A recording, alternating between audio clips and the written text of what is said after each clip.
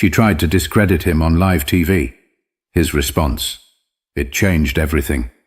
The email came late in the afternoon, a short, formal message from the producers of The Morning Exchange, one of the most watched talk shows in the country. They wanted Darius Bell, tech entrepreneur and CEO of Innovis, to be a guest on their upcoming segment about diversity in business. Darius had seen this play before. A mainstream platform suddenly remembering black entrepreneurs exist, trotting them out for a few minutes of applause before moving on to the next trending topic. But this was different. Innovis wasn't some upstart. They had just secured a multi-million-dollar defense contract, outbidding some of the biggest names in the industry. That wasn't luck. That was 2 decades of relentless work. Still, he hesitated before accepting. Something felt off. His assistant, Tasha, picked up on his hesitation. "You sure you want to do this? You know how these shows are. They love a success story, but they love tearing one down even more." Darius leaned back in his chair. "I'll handle it.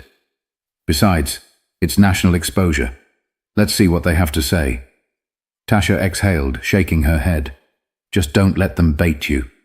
He nodded, though deep down he knew the game. If this interview was a setup, they were playing chess with the wrong man. The morning of the interview, Darius arrived at KXNT Studios in Los Angeles. The air in the green room was cool, sterile. A young producer greeted him, barely looking up from her clipboard. "Mr. Bell, thanks for being here. We'll mic you up in 5.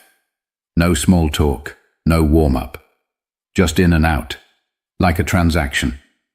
As he sat in the makeup chair, an assistant powdered his face with practiced indifference. The monitor on the wall showed the live broadcast of the show, a panel segment on celebrity scandals, followed by a cooking demo. Then a transition card. Coming up next, the black tech boom. Is it talent or special treatment? Darius clenched his jaw. So this was the angle. But if they thought they had the upper hand, they were in for a surprise. But he wouldn't realize just how far they were willing to go.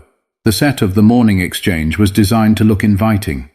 Soft blues and golds, a glass coffee table between the host's chair and the guests. Cameras hovered like silent observers, capturing every movement, every expression. Darius adjusted his suit jacket as he took his seat across from Madeleine Royce, the show's lead anchor.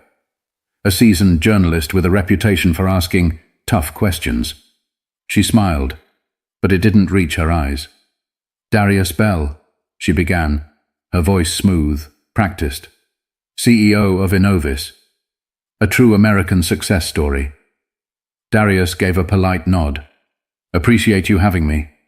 She leaned in slightly, flipping through her cue cards. "Now, let's get right into it. Your company recently landed a $200 million government contract, beating out some of the biggest names in tech. That's impressive." Darius knew this game. Build him up first. Make it seem like they respected his achievements. He gave a measured response. "It was a long process. But yeah, we put in the work. We developed a security encryption system that outperformed our competitors. Simple as that." Madeleine crossed her legs. "Some have called it groundbreaking." A subtle pause. "But others have raised questions." Darius didn't flinch. "Questions?" She picked up a card, reading aloud. "Some industry experts say Innovis benefited from certain federal diversity incentives.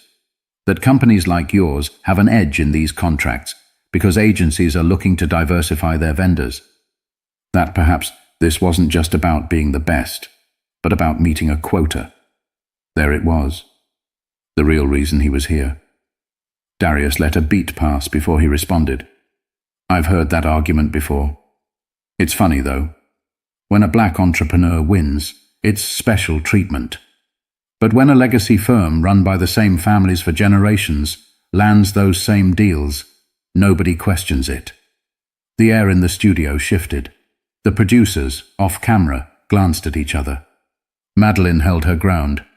"So, you're saying race played no role at all in your success?" Darius chuckled, shaking his head. "Let me ask you this. When SpaceX won its NASA contracts, was it because Elon Musk met a diversity quota? When Jeff Bezos landed government deals for Blue Origin, Was it because of his background? Or do we only ask that question when the CEO looks like me? Madeline's expression barely flickered. So you don't believe these diversity programs help? Darius folded his hands. They help level the playing field. But what people don't realize is, the playing field was never level to begin with. But Madeline wasn't done yet. She had something else up her sleeve. Madeline's smile sharpened, like a blade hidden in silk. She glanced at her cue cards, then back up at Darius.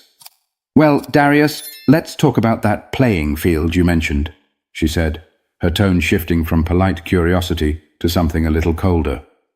"You grew up in Birmingham, Alabama. Single mother, public school, worked your way up from nothing. That's inspiring." Darius gave a slow nod, sensing where this was going. Madeline continued. "But here's what some might wonder. How does someone with no Ivy League background, no deep family connections, go from a struggling neighborhood to securing contracts that billion-dollar corporations failed to land?" She let the question hang in the air. The implication was clear. How did you get here? Did someone pull strings? Darius tilted his head slightly, as if considering his words carefully. "It's called work, Madeline. Some of us don't have generational wealth or country club networks to fall back on, so we build from the ground up."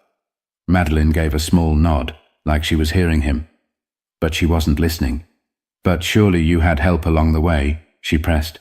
"Maybe a mentor, a program, something that gave you an extra push." Darius exhaled quietly. "Yeah. Help came in the form of working 3 jobs while getting my engineering degree. Help came in the form of sleeping in my office while I built my first software prototype because I couldn't afford rent. That's the help I got." Her lips pressed together for a fraction of a second. The producers, standing behind the cameras, were locked in now. Madeline shuffled her cue cards again. And yet. Some would argue that black entrepreneurs today have more opportunities than ever before. That programs like affirmative action, minority business grants, and government incentives exist specifically to open doors that weren't open decades ago. Darius leaned forward slightly, resting his elbows on his knees. "You know what's funny? When a black business owner succeeds, people always ask what programs helped us. But nobody asks which old money bank helped fund a white-owned startup. Nobody asks which family connections got them into Stanford, or which golf buddy invested in their company." He let that sink in for a second before continuing. "The truth is, success isn't handed out in some lottery. People like me had to be twice as good just to get a seat at the table." A noticeable shift in the room. The quiet tension of an audience realizing they were watching something real unfold. Madeline, however, didn't blink. Instead, she smiled, the way a chess player smiles when they think they've just cornered their opponent. "That's an interesting perspective," she said, voice smooth as glass. "But let's address another factor. Perception." She turned slightly toward the cameras. "Darius, you present yourself as a self-made success. But let's talk about the public perception of your story. Some say that black entrepreneurs get an unfair advantage when it comes to media attention, that the narrative of overcoming struggle is more marketable than the thousands of white business owners who work just as hard but don't get the same headlines." Darius let out a quiet chuckle. "Oh, so now we get too much attention?" Madeline kept her polished smile, but a slight shift in her posture gave her away. She wasn't expecting him to laugh. "You're telling me that in a world where 90% of Fortune 500 CEOs are white men, where major tech funding still overwhelmingly goes to white-owned startups, the real issue is that people like me get too much press?" Madeline tucked a loose strand of hair behind her ear. "I'm just pointing out that in today's climate, some people feel there's pressure to highlight diversity over pure merit." Darius exhaled, shaking his head. "Merit, right." He glanced briefly at the cameras, then back at her. "Let me ask you something, Madeline. Do you really think that if I wasn't exceptional at what I do, I'd be sitting in this chair right now?" Her lips parted slightly, but before she could respond, he kept going. "You think I got here because I played the diversity card? Or do you think I got here despite everything designed to keep me out?" The silence in the room was louder than any of her previous questions. But Madeline wasn't done. Not yet. Because she had one last card to play, the one designed to break him. Madeline took a slow breath, shifting in her seat just enough to make it look casual. But Darius saw it, a crack in the facade. She glanced at her cue cards again, then set them down. This next part she wanted to deliver directly. "Darius," she said, tilting her head slightly, "I think it's fair to say you're passionate about this, and I respect that. But let me ask you something." Darius gave a slight nod, waiting. "Do you think some of this outrage is exaggerated?" She paused, letting the words settle. "After all, your success story proves that the system isn't as stacked against black entrepreneurs as some claim." The audacity. Darius could feel the heat creeping up his spine, but he didn't let it show. Instead, he let out a quiet chuckle, shaking his head. "You know," he said, voice measured, "it's funny how people love to use one success story as proof that a problem doesn't exist." Madeline's smile stayed put, but something in her eyes flickered. Darius leaned forward slightly, resting his forearms on his knees. "Let me put it this way. If one person climbs out of a burning building, do you point at them and say, 'See, the fire wasn't that bad'?" Madeline opened her mouth, hesitated, then closed it. Darius wasn't done. "The fact that I made it doesn't mean the system isn't broken. It just means I fought twice as hard to get through it." He let his words settle. Even the studio crew had stopped moving. Madeline adjusted in her seat, reaching for a controlled response. "I understand your perspective, but let's talk about another side of this." She turned toward the cameras slightly, her voice adopting that carefully neutral tone used for damage control. "Some might say your frustration isn't really about race," she continued, "that it's about resentment toward larger corporations. After all, you've publicly criticized big tech companies for not hiring more diverse executives." Darius tilted his head. "Resentment? No. Accountability? Absolutely." Madeline pressed her lips together for a beat. "Then what do you say to those who believe that in today's economy, success is based on hard work, not race?" Darius exhaled through his nose, then locked eyes with her. This was it. The moment. "I say," he began, "that people love to believe in fairy tales when they're the ones benefiting from them." A ripple of silence washed over the set, the kind of silence that sticks. "But let's be real," he continued, voice steady. "Black entrepreneurs still get denied loans at twice the rate of white business owners. We still receive less than 2% of venture capital funding. And even when we prove ourselves, we still get asked whether we deserved our success." Madeline sat still, listening, but not necessarily hearing. "So let's stop pretending the system isn't rigged," Darius said, his voice calm but firm. "It is, and the only people who don't see it are the ones it works for." Silence. Pure, heavy. Silence. The producers didn't cut to commercial. The control room didn't intervene. This was raw. Madeline shifted slightly, finally looking uncomfortable. She opened her mouth to speak, but Darius wasn't finished. Because this was the moment that would send shockwaves across the country. Madeline cleared her throat, glancing briefly at the off-camera producers, but there was no rescue coming. She had walked into this, and now she had to sit in it. Darius adjusted his watch, letting the silence linger just long enough to make people squirm. Then he leaned back in his chair, exhaling. "You know what the real problem is?" he said, his voice quieter now, but somehow heavier. Madeline hesitated. "What?" Darius didn't blink. "The bar isn't in the same place for everyone." She shifted slightly. "Meaning?"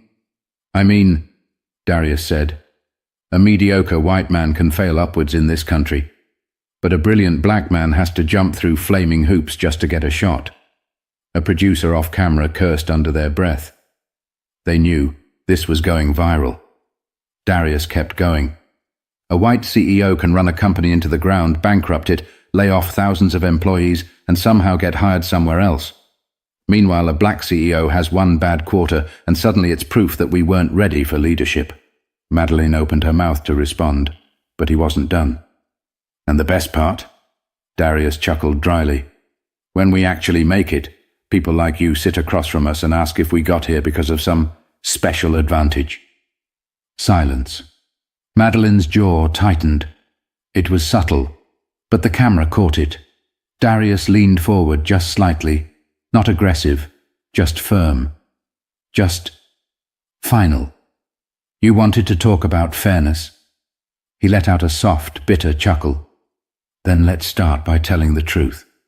Another silence, but this one was different. It wasn't discomfort anymore. It was impact. Madeline's expression had shifted. It wasn't just the audience watching Darius now. It was the entire country. And then, the moment.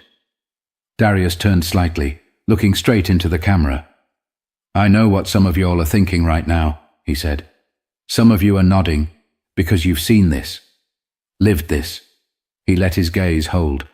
"And some of you are sitting there, frowning, arms crossed, telling yourself this isn't real, that I'm just playing victim, that it's all in my head." His lips pressed together for a second before he finished. "But deep down, you know I'm right." The studio was silent. No one breathed. And then, "All right, we need to take a quick break," the producer's voice crackled over the speakers. Madeline forced a polite smile. "We'll be back with more after this." The cameras cut. But the damage was done. Within an hour, clips of the exchange were everywhere. But the real storm was only beginning. The clip hit social media like a wrecking ball. By the time Darius was in his car, his phone was blowing up. Texts, missed calls, notifications flooding his screen. Twitter was on fire. Darius Bell just exposed the media's bias on live TV. This was powerful. #Truth hurts. The way he looked into the camera and called out America, chills. Darius Bell was right. But not everyone saw it that way. Here we go again, another successful guy pretending to be oppressed. Cry me a river. Stop the victim mindset. Wow. This guy just proved why people don't like hiring activists. Play the race card all you want, but hard work speaks louder. Merit matters. Cable news picked it up within the hour. Some called him brave, others called him angry and combative. By lunchtime, the Morning Exchange released a carefully worded statement. "We value open dialogue and diverse perspectives. While today's discussion became more intense than expected, we stand by our commitment to fair conversations." Darius laughed when he read it. Fair. Right. His assistant Tasha called him, her voice half laughing, half exasperated. "Do you realize you just set the internet on fire?" Darius rubbed his temple. "Wasn't exactly my plan." "Well, congrats. You just became the most talked about entrepreneur in America." He didn't respond. He knew what came next. Because viral moments don't stay just moments. They become battlegrounds. And the next 48 hours were about to get messy. But this wasn't just about him anymore. By the next morning, the story had exploded beyond social media. Cable news anchors debated it on live television. Opinion pieces flooded every major publication. Everyone had an angle. Fox News. Is Darius Bell the new face of corporate entitlement? CNN. Darius Bell's viral moment. A reckoning for America's meritocracy? Business Insider. What Darius Bell's interview reveals about race and success in America. Meanwhile, Madeleine Royce was in damage control mode. On her show the next morning, she gave a carefully rehearsed response. "I respect Mr. Bell and his accomplishments, but I stand by my questions. My job as a journalist is to ask what the audience is thinking. If my questions were uncomfortable, that only proves how necessary they were." Translation. She wasn't backing down. Darius watched from his office, shaking his head. Tasha sat across from him, scrolling through emails. "You know," she said, "we just got a flood of new investor inquiries. People want to work with us." Darius smirked. "Let me guess. The same people who ignored us last year?" Tasha shrugged. "Guess being controversial is good for business." But it wasn't all positive. Some clients pulled out. A major corporate partner suddenly decided to re-evaluate their commitments. And then came the death threats. Emails. Phone calls. Even an unmarked package left outside Innovis headquarters. Nothing inside but a single sheet of paper, with one word written in bold. Enough. Tasha frowned as she read the message. You need security. Darius let out a slow breath, rubbing his temples. He knew this would come. Any time a black man speaks too boldly, too unapologetically, this is the cost. But backing down was never an option. And now, he had a decision to make. Would he let the backlash silence him? Or was this just the beginning of something bigger? Darius sat in his office, staring at the city skyline through the floor-to-ceiling windows. The past 72 hours had been a whirlwind. Praise, backlash, threats, opportunities. He thought about his younger self, the kid from Birmingham who had to fight for every inch of success. The one who watched doors shut in his face while others walked through without knocking. And now, here he was, at the center of a national debate he never asked for, but one he couldn't ignore. Tasha entered, her expression unreadable. We just got an offer. Darius raised an eyebrow. From who? She set a folder on his desk. A network. They want you to do a televised special, a one-on-one deep dive about race, business, and the system. Darius exhaled. So now they want to listen? Tasha smirked. Seems like it. Then, after a beat, what do you want to do? He leaned back in his chair thinking. He could walk away, let the noise die down, get back to business. Or he could use this moment, not for clout, not for attention, but to say the things nobody wanted to hear. Darius picked up the folder, flipping through the proposal. Then he set it down. He looked at Tasha. Tell them I'll do it. Her eyes widened slightly. You sure? He nodded. Yeah, but on my terms. Because if the system was going to put him under a spotlight, he was damn sure going to control the narrative. Darius Bell's viral moment wasn't just another internet controversy. It was a reckoning. It forced a conversation people had been dodging for decades, about race, about success, about who gets to rise without question and who gets questioned when they rise. Some called him an activist, some called him arrogant, some called him right. But one thing was certain. Nobody could ignore him anymore. So, what do you think? Does success mean playing by the rules of a broken system? Or does it mean rewriting the rules entirely? Let us know in the comments. And if you believe more stories like this need to be told, subscribe.